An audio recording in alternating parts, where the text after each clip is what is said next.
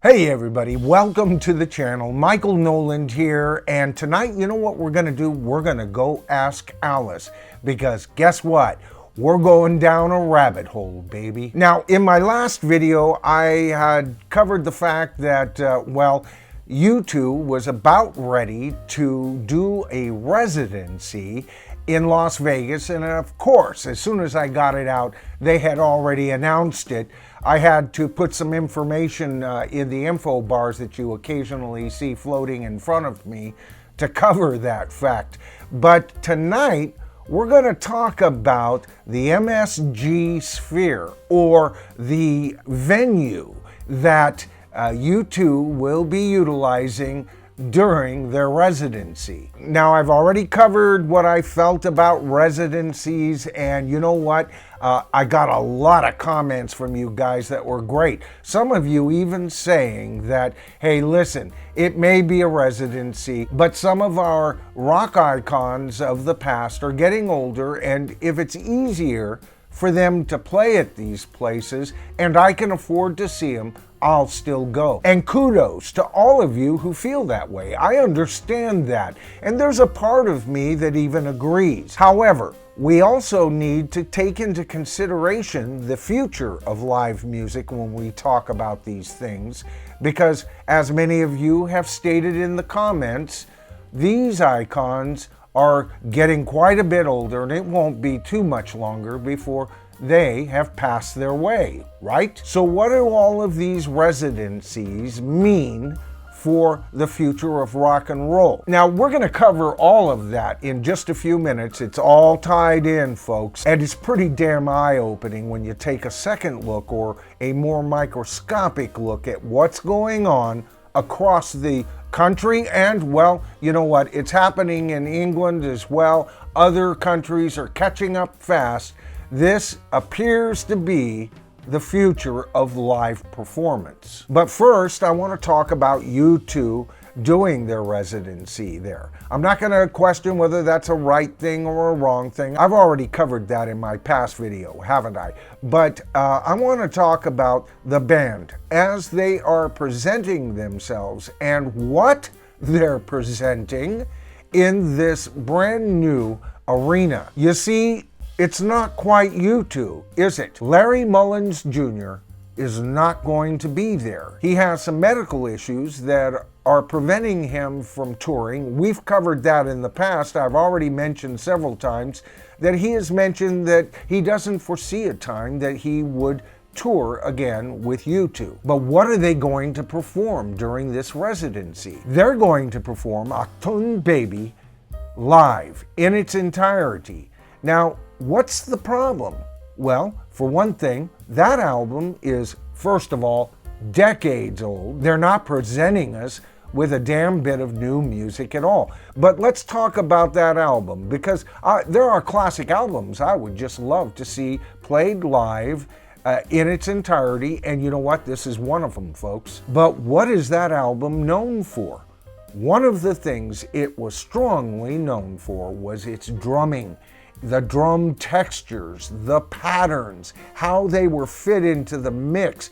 It was a whole new sound for U2, and they are going to play this without their damn drummer. Holy shades of Jimmy Nichols, have we seen this before? Yes, we have. Of course we have. And we wouldn't have stood for it back in the day, especially with a band that's known to be, in its entire existence, as four specific individuals. We're not talking about a band like Foreigner. There are plenty of bands out there, right?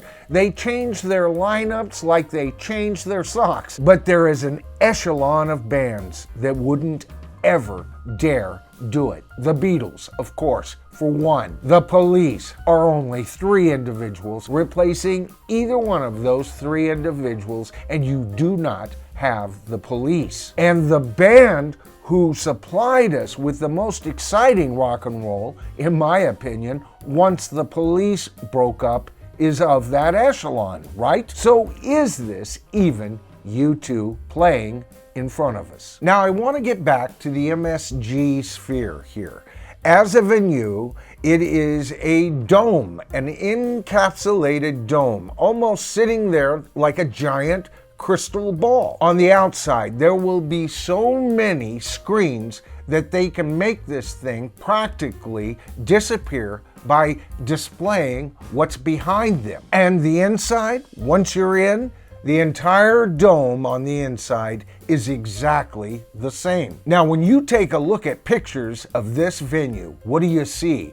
Well, first of all, they'll show you from the rafters what the stage looks like. That's the only way that you can get a good view of the entire stage. That's why they photograph it that way. But guess what? The stage looks tiny.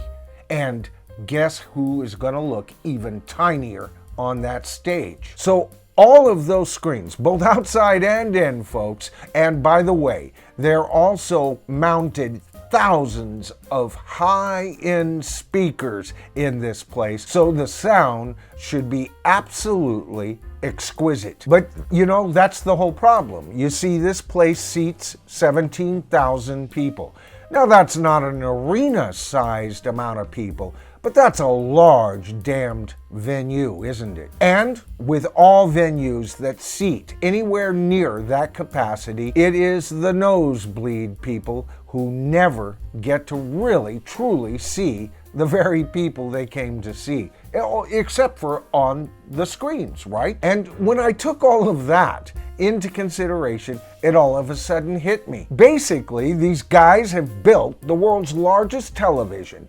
You know, you pay an incredible amount of money to be in the damn city, let alone tickets that it'll cost you to see these guys, and you're paying to walk into a giant Jumbotron TV, all encapsulated, protected by weather that is either too cold or too hot, and you spend most of the time watching the band on now a never-ending TV screen. I'll wait for the DVD on that one, folks. So enough of that. Now, what do I mean when I say I'm going to be tying dozens of videos together tonight?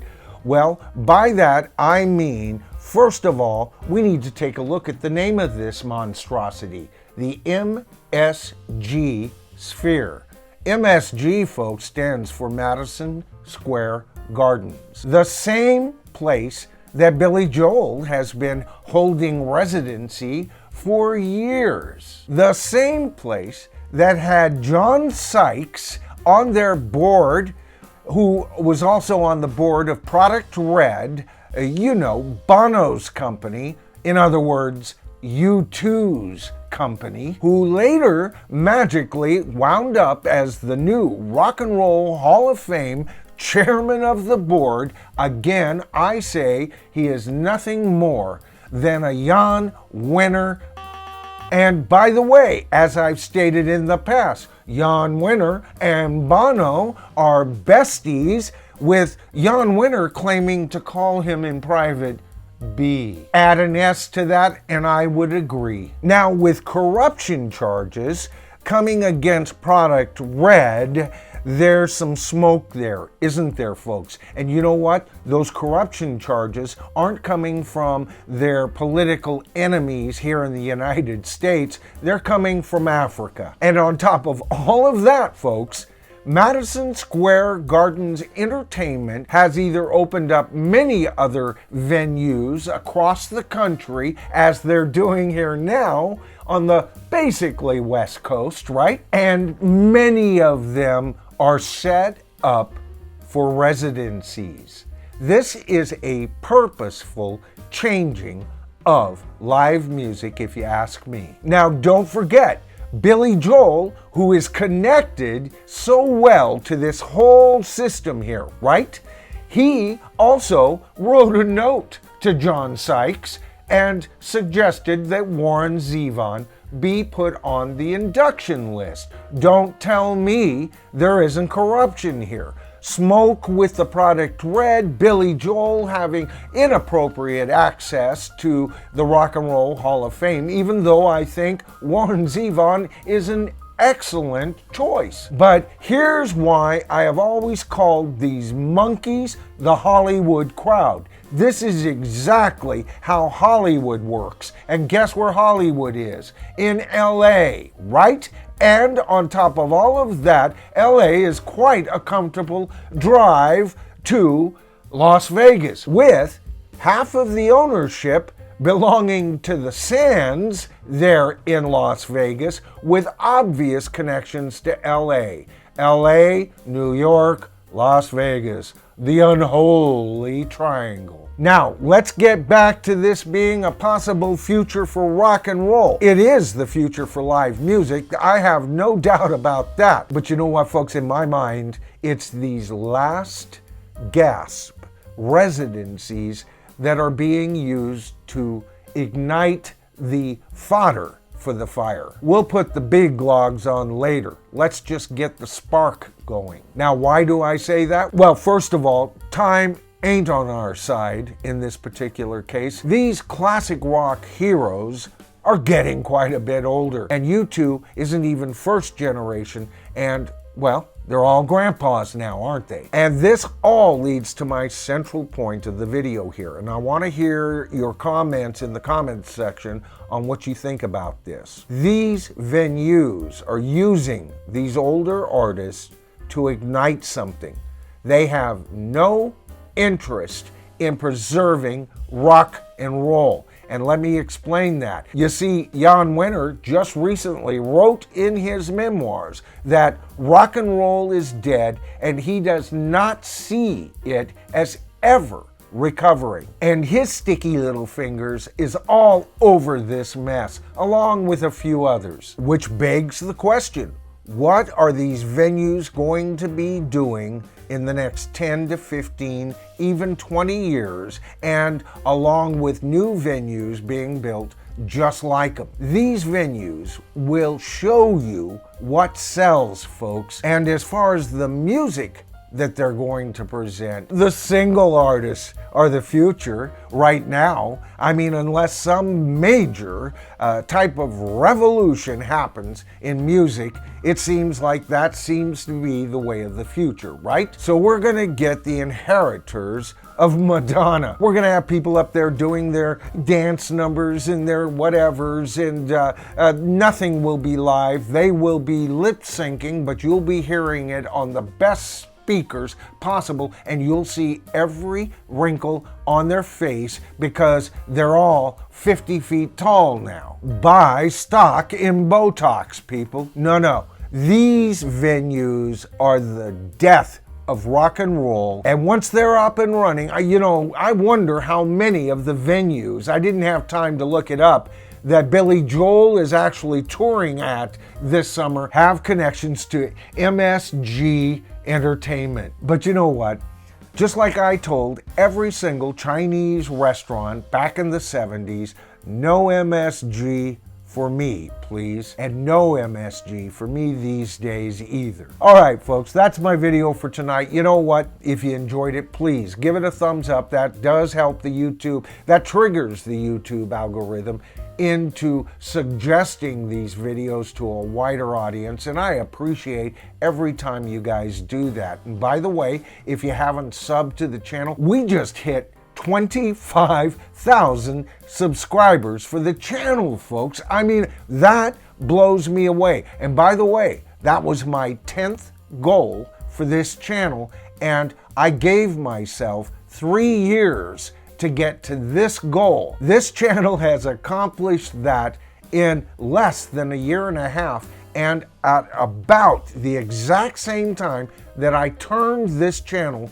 over to rock and roll. So basically, this is our 1-year anniversary, 25,000 subscribers. I'm blown away. And if you haven't subscribed to the channel as of yet, well, it's just like I told those 25,000 people. All you have to do is hit that subscribe to the tribe button and then tap that top bell icon, and you'll be notified of all of my videos on classic rock music these days. And you know what? As in tonight's video, music for the future. All right, folks, I'm Michael Noland. This is The Bottom Line as I see it. We, folks, together, we're the tribe, and I'll see you in my next video.